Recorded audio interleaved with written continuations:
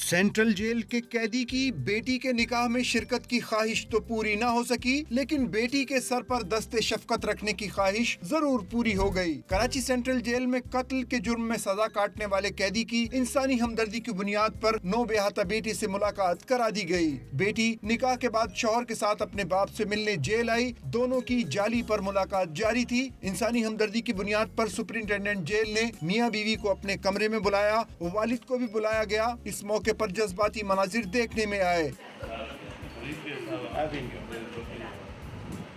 Jail अमले को पता चला कि लड़की की उसी रोज सालगिरह भी है। जेल हुक्काम की जानिब से केक मंगवाया गया। बेटी ने केक काटा। बाप के साथ साथ जेल सुपरिंटेंडेंट को भी केक खिलाया और दुआएं ली। जेल इंतजामिया की जानिब से दुल्हा दुल्हन को सिंध की रिवायती अजरक भी पहनाई गई और मिठाई का तोहफा भी दिया गया।